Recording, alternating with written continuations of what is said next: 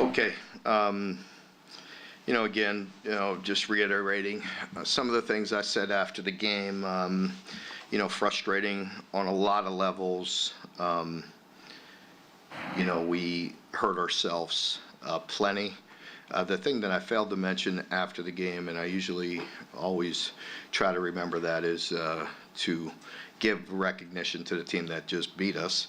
And Clark Lee and his group did a heck of a job. He's done a great job all year and for some time. I think I said it prior to last Monday that I saw it coming, the way he was building his team for years and doing a very good job. So congratulations to them. They played better than us, deserved the win, and he's got that team on the right track. As far as we go, there's a very thin line between success and failure.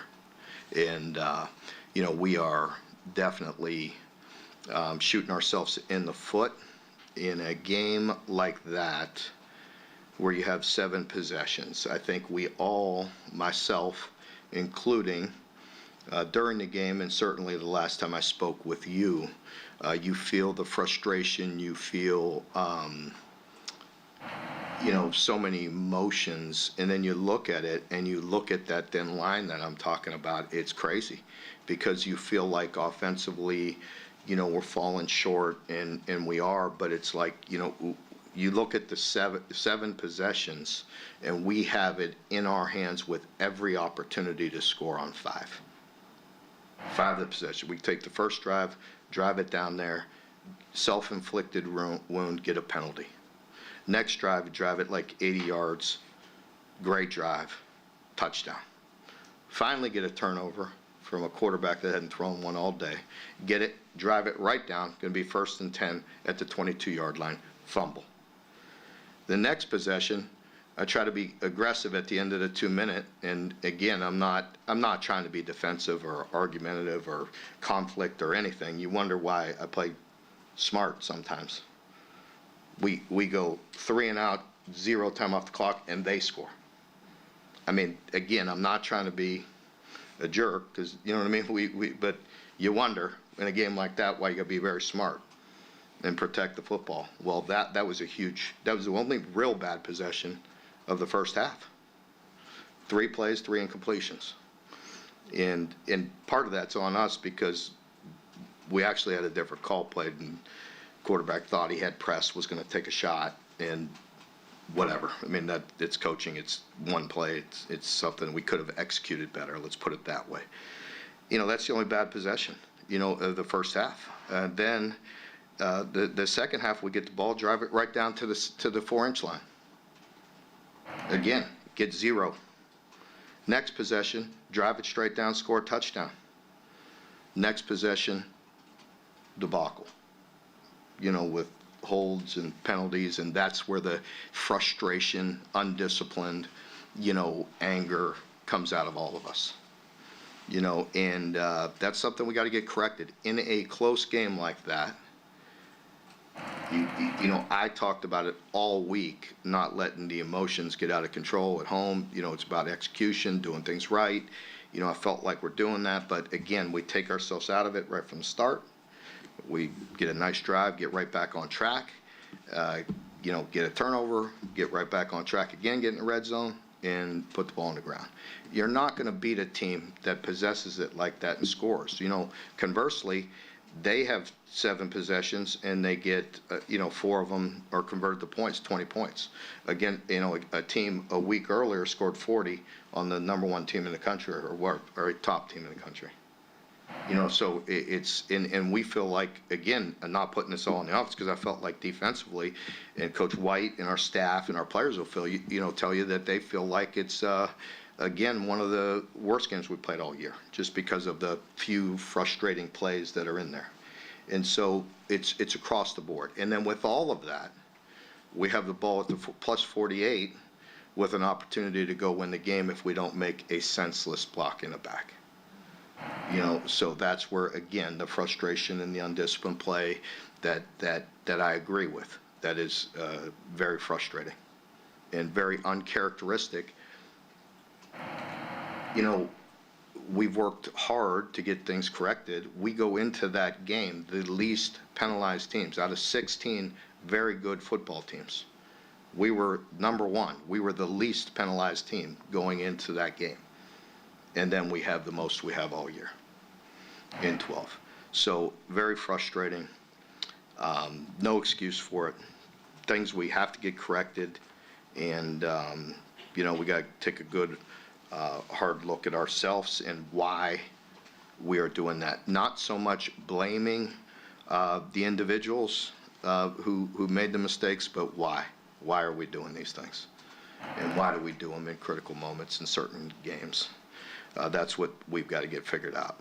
Our team has responded before, and I anticipate we'll do the same thing. We have, obviously a big challenge going on the road, playing in the swamp and playing a Florida team that is getting better and better and playing extremely hard, and that is always very loaded with very good players. So, we know it'll be a great challenge. We know their team, much like ours, it's a thin line between success and failure, and they will do everything to get a victory. It's a very prideful program, and Coach Napier will have his team ready, and I need to do the same. So, we got to regroup in a hurry and get right back at it and get back to work and find some solutions. Mark, you talked about the defense, and yeah, Brad said that they had to have been better, but still 20 points should give your team a chance to win. I know I've asked you this before, but how frustrating is it that the defense continues to do its job and keep that point total low, but the offense can't? We don't measure it by like what the total is, 20 points. For us, they scored on 4 possessions, and we had an opportunity in each of those possessions to get off the field. And so that, is how we judge ourselves, and we're all in this together and got to play complementary football and whatever it takes. Mark walked us through all those possessions where the offense was moving it. So how do you evaluate an offense that's making progress that way, but it's only scored 4 touchdowns? Yeah, agree. I mean, it's hard. It's frustrating because you obviously need to get the ball in the end zone, right?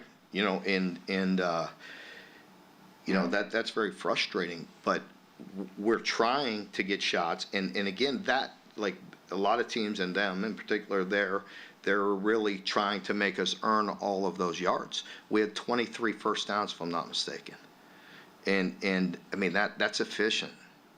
Just got to punch it in.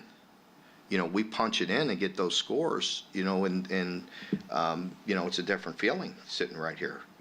But if ifs and buts were candy and nuts, every day would be. Yeah. Mark, you mentioned the defense is trying to take away some of the explosives, but last year y'all were pretty explosive, not very efficient. This year it's kind of been the opposite. When you review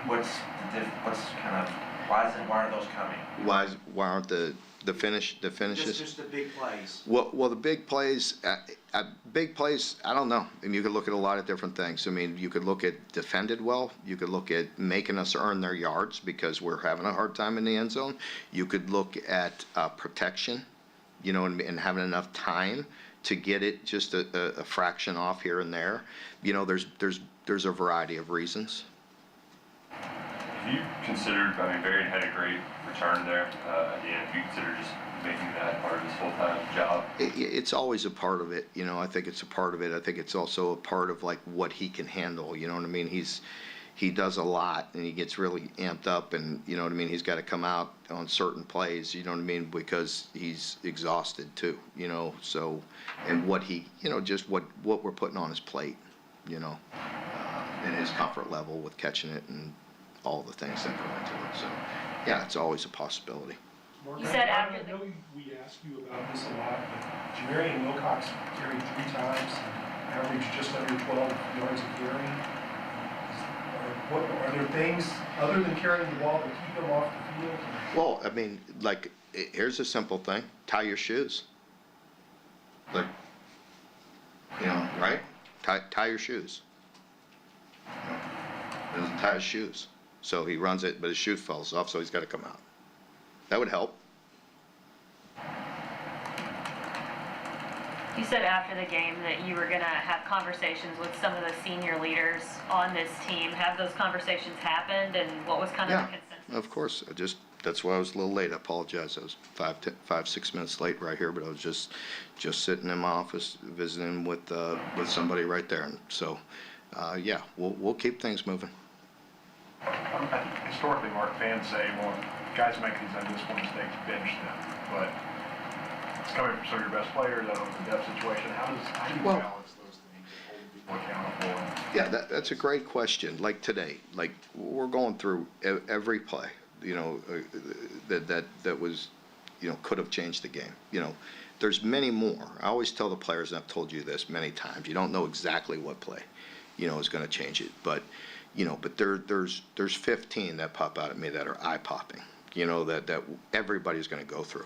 And that is a fine line, because I'm going through there right there, and I don't want to call out certain players, because one of the players that made a couple mistakes has been the most consistent player on our team, on the field and off the field. You know what I mean? So I'm not putting that, just on him. I recognize the good in some of these guys, and one in particular that made a couple mistakes, that has been the most consistent player on our team. Again, on the field, off the field, off season, you name it. Tries to do everything right. And so again, to me, it's not like always who, you know what I mean? Who, it's like why? Why are we doing these things? That's obviously, that's my issue. And how can we get it corrected? How can we be the least penalized team? How can we be very disciplined and then look so undisciplined at times? Well, because it's magnified, because we had these drives and get the ball to the 6-inch line, don't get it in, lose the game, and everything gets magnified. And I told you last Monday that it was going to be a short game. 7 possessions is a short game. You mentioned that your margin of error is really thin. Have you contemplated reasons or things you can do to try to expand that? Maybe quickening things up. That last touchdown drive that you had with Dane, it felt like things were moving faster. I mean, I don't know if that's always the answer. I'm not saying it's not. I mean, again, you can see we're working for that. So you have to be methodical. You know what I mean? If you go back to one of the best drives we have of the year, 12 plays, 80 yards, 6 minutes. It's pretty methodical, pretty detailed, pretty much that play caller's right on the money. You know what I mean? The whole time. That's not easy to do. So there's a fine line there. I'm not saying what's right and what's wrong. It's just what we feel like we have to do to win. You know what I mean? If you punch it in, they play that way, right? They control the ball, have a lot of different variety in their offense. You know what I mean?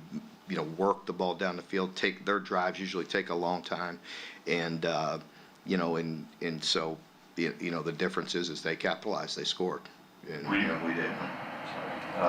We learned that Mertz is out for the year this morning. Do you have a good feel on how their style is with Lagway under center? Yeah, I first of all want to recognize Graham Mertz, and my sympathy is with him, because I got to know him through recruiting, and I thought he's played some really good football. I know they've had some ups and downs, like a lot of people in this league, but I thought he was really playing good football. And is a really good player and just a great young man. So, our prayers are with him. That's a terrible injury, and you hate seeing that, especially on a non-contact. It looked like a non-contact injury, what I saw. But for them, they've been playing both quarterbacks anyways. When Mertz got hurt earlier, they have been playing DJ as well. So I think they've been playing both quarterbacks. Seem to be very similar in their style. Obviously, Graham had a lot more experience, but DJ is a talent. I think that throw alone that you saw, the talent that he had, is going to give him a lot of confidence to put that game in overtime.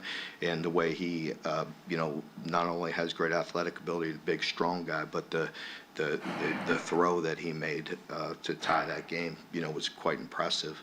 And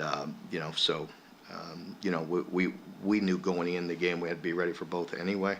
And now it's on him. What are some of you and the coaching staff saying to the players this week to just keep the morale and the energy high heading into Florida? Yeah, there's a lot of things that we'll get into. There'll be quite a bit that I don't need to share with you right now, but I put a lot of time and thought into it, and consult with a lot of people, and so there'll be a good meeting today. you guys have turned things around down there, Mark, finding success in the swamp, and for better or worse, you guys just play better on the road. Is that kind of an easy way to flush what happened this week? Just go out there, get ready to do that? I don't know. I hope so. We played before and made some mistakes and responded in a positive way. And, hopefully with this game, it's one game. It's a very tough league this year. It's a very balanced league this year. It's brutally tough. And there's going to be two teams playing Saturday that desperately want to win. And so, it'll be a great challenge. It'll be a great game. The snapping holding we saw a couple of years ago where that seemed to spiral a little bit. When it happens on back-to-back kicks, how do you make sure it's not in their head the next time? Yeah, I agreed. I think it's something that Coach Boulware and I talked during the game, because we have alternatives that we could, flip to. And I asked him that very question during the game because you felt like one rolled into two. And, I think they were different. I think the second one, was a little harder snap to handle. But, again, normally it's something that's done. And, again, I'm not trying to be a smart ass, but when I talked about that, a few weeks ago, because the routine has been looking routine, right? And then nobody talks about it because we do that literally thousands of times a week. And I mean, it has been routine. Our kicker has been one of the most efficient guys in the country. And then all of a sudden it shows up. I mean, I don't know how to explain that either. I mean, we do literally thousands. One thing our special teams coaches do as good as anybody, like those guys work literally all practice long. Used to be like, they do their thing, take a break, go, this, that. They literally work for the entire practice on every little detail. So I can promise you it's not for a lack of effort. Mark, I know he's only kind of had limited opportunities the way you've been using him, but 6 games in the season, how do you feel like Gavin's played? I think Gavin, brings an element that is very useful. He's a very good player. I think Coach Hamden's done a really nice job of utilizing him. I think throwing the deep shot in there was a really good pass, and have a great opportunity to make an explosive play there. Keep people honest, you know what I mean, because he can throw it. And there's a balance there. As some of these games, it's all nip and tuck. The games go so close. Every play's so important. But I thought we did a nice job of utilizing him. Obviously, Brock was on the availability report all last week. How much do you just have to be conscious of taking some hits off? Yeah, I think that's one of the reasons why going into that game in the game plan was to try to unload some of that off of him. And Gavin brings a different element. He is a very big, strong young man, and he can throw the ball. So I thought it was a good plan, and it was efficient. It was efficient.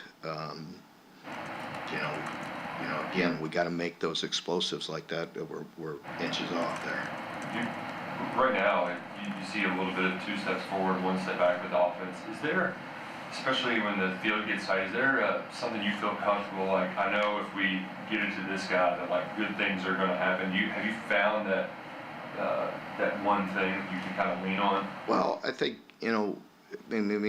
I think there's a fine line there because we have playmakers that we have confidence in on the outside.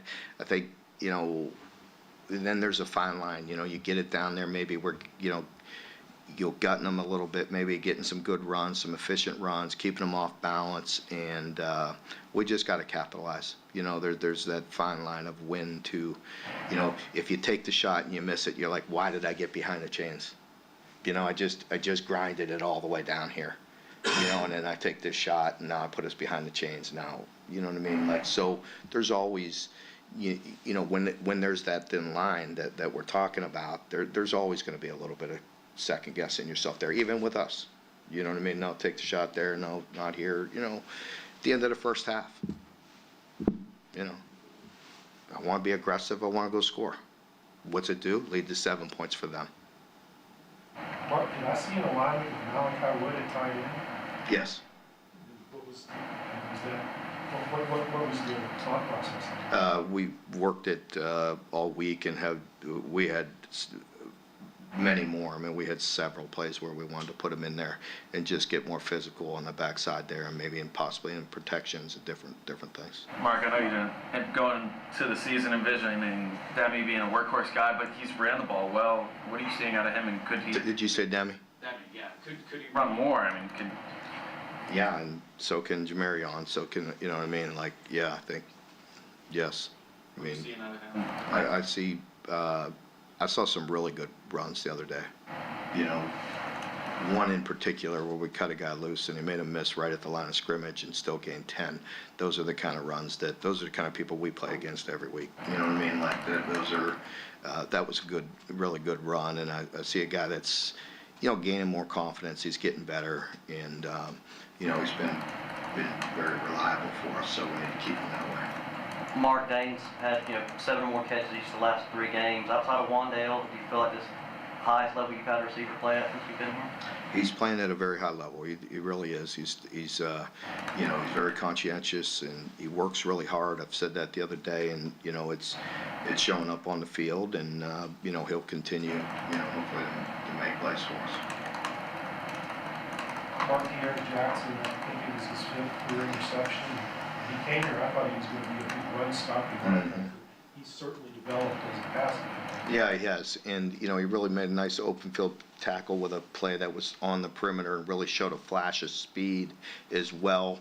You know, I think D-Jack will do that. He'll show up, you know, on film and really kind of pop out at you once in a while, you know, and you know, a couple run plays that were the same way, and that pass play was one heck of a play. I thought it was going to be, at first when I saw it live, I'm like, oh no, I thought it was going to be a completion, and then I thought it was just going to be a tip, and then he pulled it in, and he's done that several times, so it showed a really nice athletic play, and a guy with a lot of experience that we needed that at that moment, and it gave us the opportunity to get ahead, which was key in this game.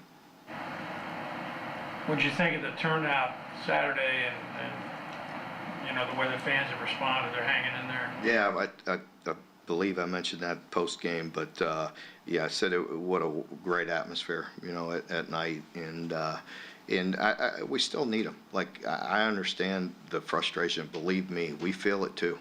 But we also feel your energy and appreciate your energy and love coming into the stadium and seeing it like that. You know, it gives us an opportunity, and our players feel it and appreciate it. And you know, and I understand the frustration. Like, you know, when they booed when we missed the field goal, that I solely take that. That's not on our players. That's solely on me, and I take it like that. That was deserved, you know, after a frustrating game like that. But not our players, but I did, you know, and that 2,000 snaps a week we do, we're going to go to 3 this week. You've coached in this league for a while now. You've coached at all the away stadiums. Maybe, I don't know about Texas and OU in your career, but you feel like UK is beginning to become on par with some of the other road games? I mean, I hope so. I mean, I don't know. I'm not on the opposing sideline. I have my headsets on, you know what I mean? But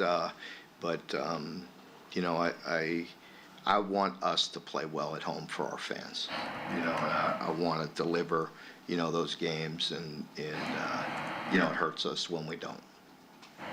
You talked about going through those drives and how unsure you were feeling about the offense in the first half. Is that why, with 17 seconds left, you just kind of went into the break? You got the penalty to get up to the 35, 2 timeouts, but... Did you see the possession before? Right. Is that why? Did you? I did. Yeah, I mean, I think we had 1 timeout at that point. I mean, the last thing I needed to do was give up more points, you know, and drop back pass in completely predictable pass isn't a very safe place for us to live right now. We're still, you know what I mean, in the game, and you know what I mean, a 1-possession game, and unfortunately we gave up a long drive with 3 to start second half, which made it feel a lot worse. So that's what made it so important to go into the half at worst 7-7. You talked a lot over the years about how hard and maybe unrealistic it is for college kids to get up for every single game and have the same performance every game. Is that harder in this era with NIL and the portal and all that, or is it the same? And maybe we just I do think it's harder in this era. You know, I do. you know, I think there's a lot of roster turnover, you know, and we work and, you know, really hard still. We used to work really hard building that culture for years and years and years. And now we have to build that culture really fast, you know, and I think it is different, you know what I mean? I definitely think it's different. And, you know, so, you know, that's it. And I think, you know, I'll stop there before people, or I say something and get an arrow thrown at me. All right, we're good.